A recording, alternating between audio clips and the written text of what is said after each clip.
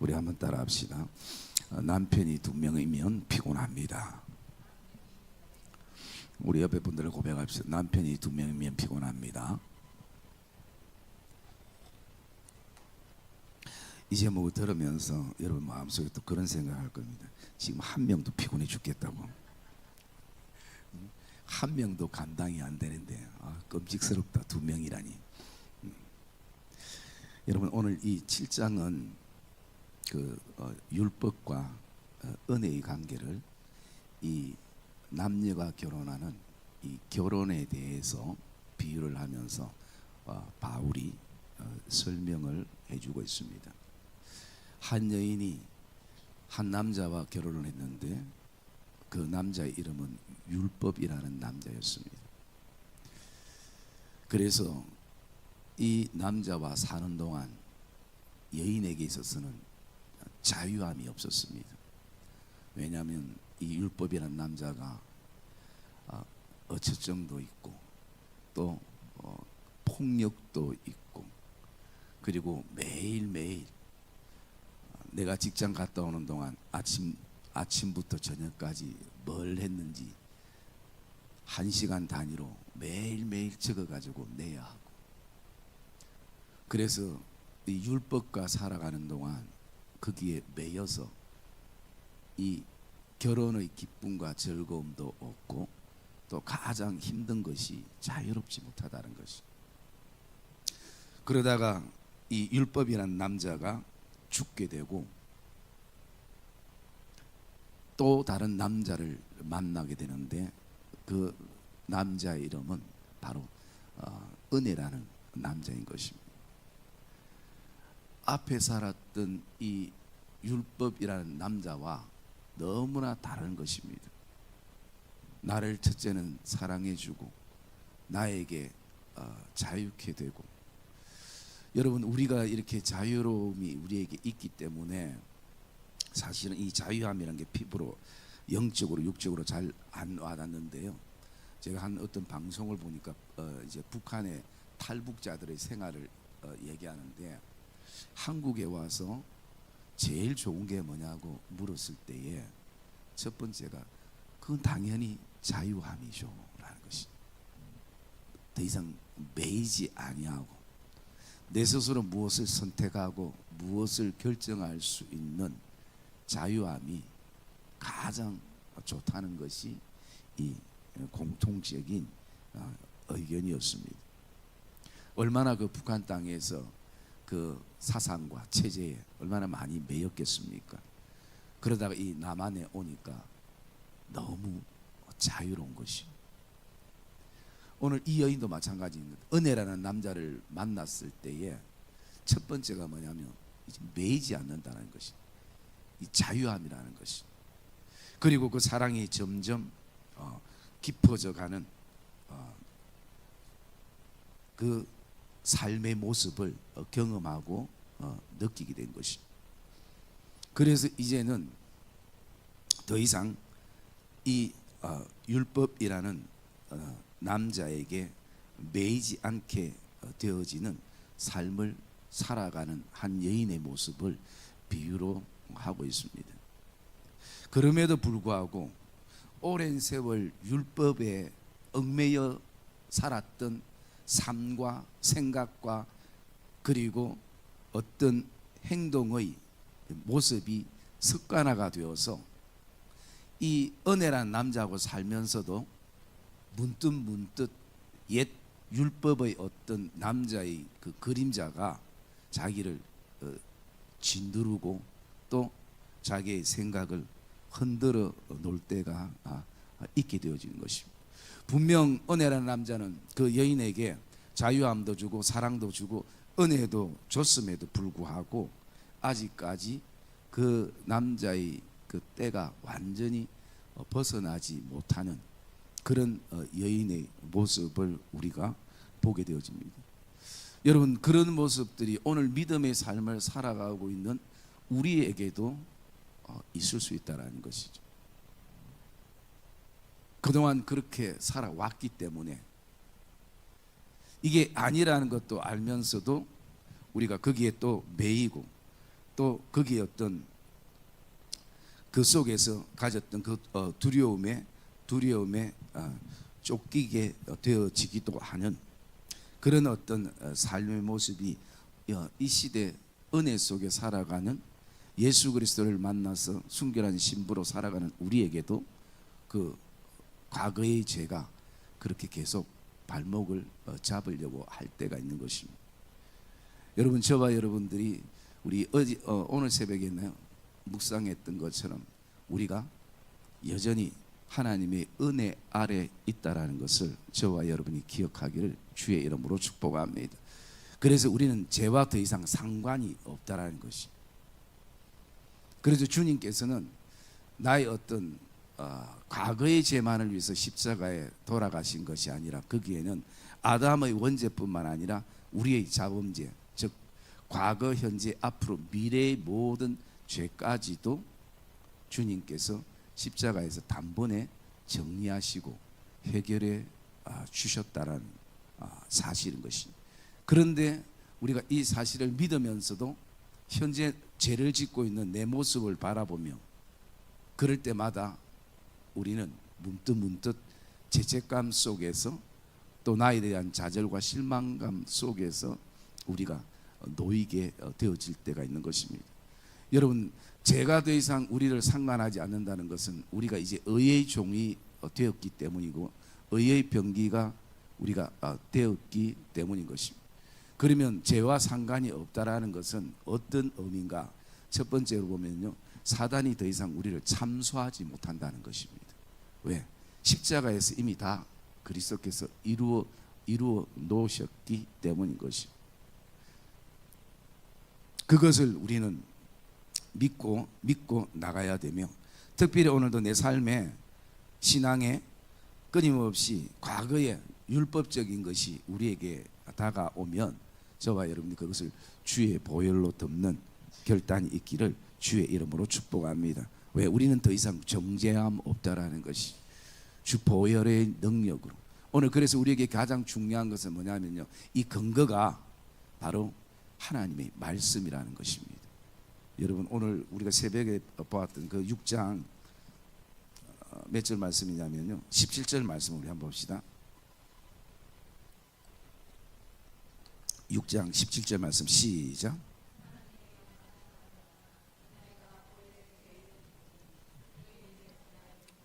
교훈의 본을 마음으로 순종하여. 아멘. 여러분, 여기에 교훈의 본은 뭡니까? 하나님의 말씀인 것이. 그래서 우리는 오늘도 우리의 어떤 죄의 근거를 나의 행위에 찾는 것이 아니라 하나님의 말씀에 우리가 기준을 둬야 되는 것이. 그래서 이제는 우리가 더 이상 죄는 상관이 없다라는 것입니다. 그러나 그런 가운데서 우리가 오늘도 하나님 앞에 죄를 지었을 때에 깨닫게 하셔서 회개하는 것은 죄 문제 때문이 아니라 하나님과의 관계 때문인 것입니다. 관계성의 부분인 것이. 여러분, 어떤 교단들은 이제 하나님께서 예수 그리스도 통해서 우리 죄를 다 씻었기 때문에 회개할 필요가 없다라고 얘기합니다. 물론 그 말이 맞는 부분이지만 일부 잘못된 것은, 그러나 우리가 우리의 삶 가운데 하나님과의 관계성을 위해서는 우리가 회개할 부분을 회개해야 되는 거죠. 왜? 구약의 모든 선지자들의 말씀들은 죄지은 이스라엘 백성들을 향해서 무엇을 요구하시는가? 하나님께 돌아오라는 것입니다. 언제든지 회개하면 내가 용서하고, 너희 죄악이 진홍빛 같을지라도 내가 양털과 같이 흰눈과 같이 내가 씻어주리라 라고 말씀하는 것입니다. 그것은 무엇을 의미하고 있는가? 바로 하나님과의 관계인 것입니다.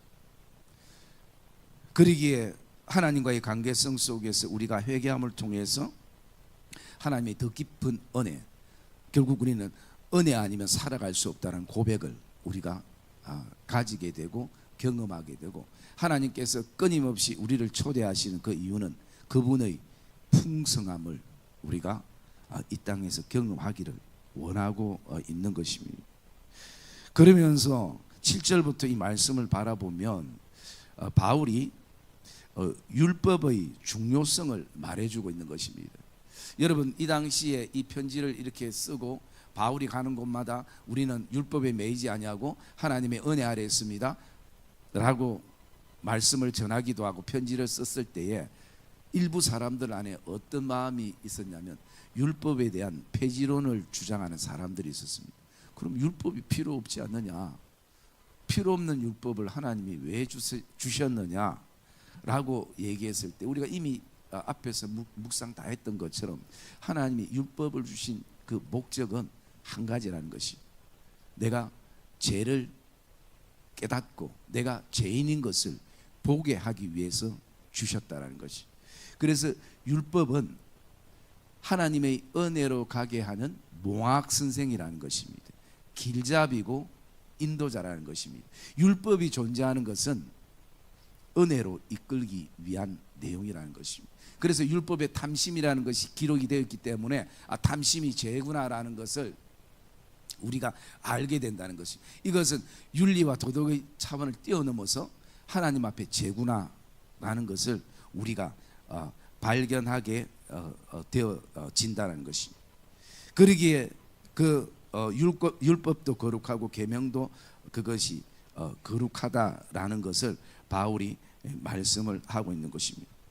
그러면서 우리가 은혜 속에 살아가면서 그 다음에 17절부터 이렇게 쭉 말씀을 보면요, 그 내용 안에 뭐가 있냐면 끊임없이 우리는 선과 악의 그 갈등 속에서 우리가 오늘도 살아가고 있다는 것이. 오늘 저와 여러분의 삶이 그렇습니다.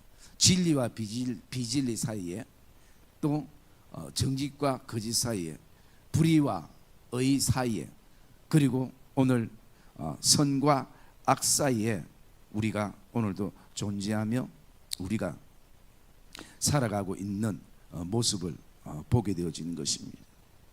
그래서 여러분, 이 삶들 가운데서 우리가 하나님 앞에 범죄할 때마다 우리는 무엇을 느끼는가?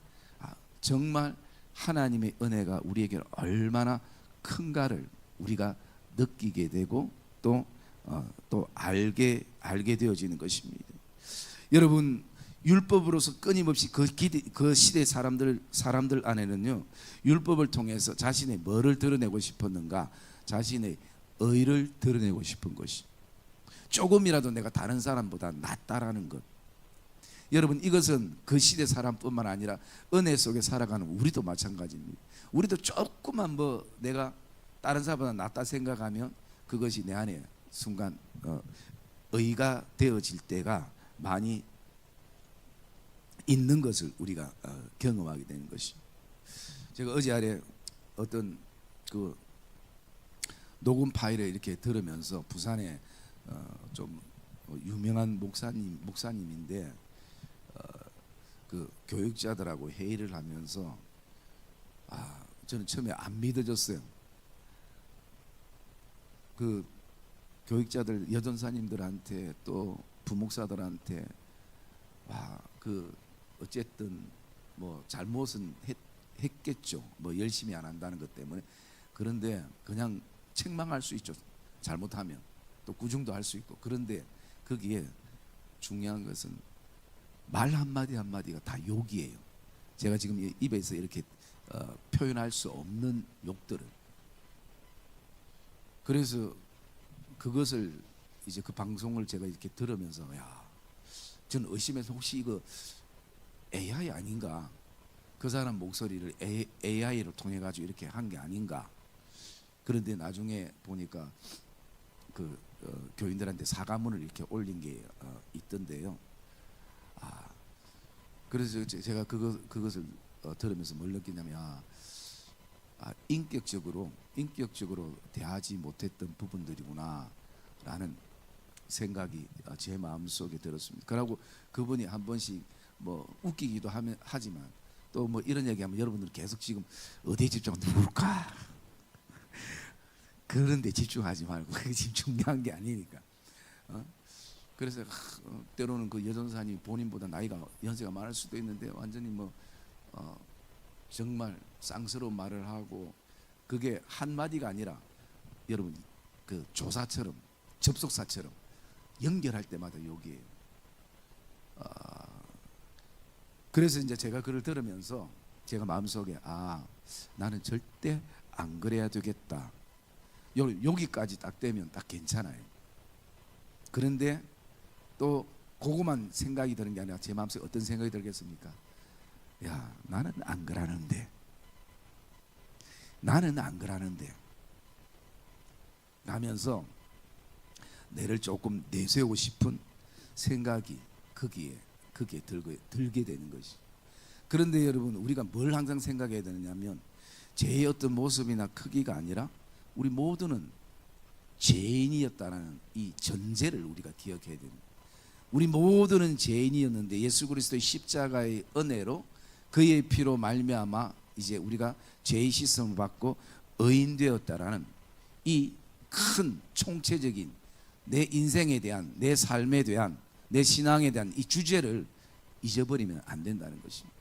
왜냐하면 사단은 뭐 조금만 건드기만 있으면 내가 네보다 낫다라는 것을 계속 마음에 우리가 품게 되어지는 것입니다. 그렇기 때문에 우리가 정말 율법과 싸우는 것은 어떤 의미인가? 내 안에 자꾸 세워지는 나의 의와 싸워야 되는 것이. 자꾸 내 안에 세우고 싶은 기념비들 있죠. 그래서 여러분, 은혜가 넘친다는 것은 내 안에 계속 기념비를 깨트려야 되는 것입니다. 그 기념비를 우리가 깨트리며 살아가야 되는 것입니다. 그래서 여러분, 우리에게는 오직 남편은 한 분인 것입니다. 예수 그리스도 한 분인 것이. 그래서 여러분, 오늘 우리가 예수 그리스도를 새롭게 이제 그분을 신랑으로 모시고 살아가는데 계속 아직도 우리가 과거의 남편의 것에 얽매여 있으면 그것은 우리가 신앙이 피곤하고 삶이 피곤한 것이, 율법에 매이게 되면 그런 어떤 모습들을 우리가 가지게 되어지는 것입니다. 그러면서 오늘 이 바울은 끊임없이 내 마음속으로 하나님의 법을 즐거워하는데, 그러나 또 끊임없이 죄의 법이 나를 사로잡고 나를 괴롭게 하는 시간들이 우리에게 있다라는 것이죠. 그러기에 우리에게 필요한 것은 뭐냐면 더욱 하나님의 은혜를 구하는 시간들이 우리에게 필요하다라는 것을 말씀을 하고 있는 것입니다. 그렇지 않으면, 이 은혜가 없으면 또 내가 잘났기 때문이라는 이 의가 드러나기 때문인 것이. 여러분, 제가 그 전도사 처음 나갔을 때요, 제일 처음에 전도사를 나갔을 때에 한 석 달 하다가 제가 설교에 회의가 와서 그만둔 적이 있습니다. 아예 사역을 내려놨어요. 왜냐하면 내가 설교 때마다 아이들에게 우리는 사랑해야 된다, 용서해야 된다, 화해해야 된다, 예수 잘 믿어야 된다, 뭐 기타 등등 다 설교 내용이 그렇지 않습니까? 그러면서 내 안에 자꾸 회의가 오는 게 뭐냐면, 나는 그렇게 살지 못하는데 그렇게 설교해가지고 무슨 의미가 있느냐. 내가 좀 내 신앙이 어느 정도 아이들에게 말할 수 있는 그런 어떤 위치나 신앙의 어떤 수준이 되면 그때 내가 사역하는 게 필요하겠다. 그렇게 생각하고 석 달 하고 난 다음에 죄송하다 하고 사표 쓰고 나왔습니다. 그리고 나는 이제 신앙 훈련을 할 것이라고. 그러면 신앙 훈련을 좀 제대로 해야 되잖아요. 정말 사랑도 하고 용서도 하고 하야도 해가지고 내가 어느 정도 이제 이 정도면 내가 설교할 수 있겠다라는 생각이 들 만큼. 그런데요, 내가 사임하고 나니까 갈 교회도 없죠. 그러니 다른 아이들은 기숙사에서 내일 그 사역할 것을 위해서 기도하고 말씀도 준비하고 그렇게 하는데 저는 뭐 한가로워요. 그리고 주일날 아침에 되면 아이들 새벽부터 막 준비해가지고 교회가 머니까 사역길 현장을 다 가는데 저는 빈둥빈둥 뭐 신앙훈련 한다더만 신앙훈련은 하지 않고 그냥 빈둥빈둥 시간만 때우고 11시 가서 그 근처 교회 가서 예배드리고 다시 기숙사로 그냥 돌아와요. 그래서 제가 그 속에서 이 신앙이라는 것은 그냥 나 혼자 돌을 닦는 게 아니라 교회 속에서 부딪히고 사람들과 함께 어울리면서 그 속에서 내가 내 신앙이 다듬어지고 훈련이 되어지는구나. 책상 앞에서 되는 것이 아니구나 라는 것을 하나를 느꼈고요. 또 하나는 뭐냐면, 하나는 내가 이 말씀대로 다 살아서 설교하기 위해서는, 설교한다면 평생 강단에서 설교 한 번도 못 하겠다. 나는 이 말씀을 다 살기 때문에 하는 것이 아니라 하나님의 말씀이기 때문에 나는 나팔로, 하나님의 지팡이로, 그냥 도구로 쓰이는 것인데, 내가 만약에 이 말씀을 어느 정도 살고 성도들에게 얘기했다면 내 안에 의가 가득 차서 성도들에게 설교가 정죄하는 설교밖에 되지 않겠다. 나도 내 연약함을 알고 우리가 함께 하나님의 은혜를 구하며 내 부족함을 알기에 오늘도 말씀을 전할 때에 그런 맥락에서 전하게 되지. 내가 물론 우리가 하나님의 말씀 따라 살아가는 것이 필요하지만, 그러나 그것이 내 속에 어느 정도 의가 되면요, 그 다음부터는 따라오지 못하는 사람을 향해서 뭐가 되냐면 정죄가 되는 것이, 그런 어떤 정죄함들이 넘치게 되는 것이. 그래서 제가 그것을 깨닫고 이제 그때부터 설교에 대해서는 좀 자유함을 가지고 그냥 하나님의 나팔로, 그리고 또 하나님의 도구로 쓰임을 받으면서 설교를 하게 된 시간들도 저에게 있게 되어집니다. 여러분, 오늘도 우리의 의가 깨어지면 깨어질수록 어디로 가깝게 가는가? 하나님의 은혜에 가깝게 가는 것입니다. 그래서 죄가 넘치는 곳에 은혜가 넘친다는 말은 내가 은혜를 많이, 더 큰 은혜를 받기 위해서 죄를 짓는다는 의미가 아니라, 오늘 우리 스스로가 그 죄를 바라볼 때에 주님의 십자가의 은혜가 얼마나 큰지를 우리가 그것을 알고 고백하게 되는 것입니다. 여러분, 우리의 의로서는 깨닫는 것이 없습니다. 우리의 의로서는 누군가를 정죄할 수밖에 없고, 또 내가 그렇게 살지 못하면 오늘도 우리는 위축되고 그리고 죄책감 속에 살아가게 되는 것이. 그러나 은혜에 가까우면 가까울수록 우리는 그 은혜가 얼마나 큰지를 알게 되는 것입니다. 그러기에 여러분, 오늘 25절 말씀 한번 들어볼까요? 24절과 25절 말씀 시작.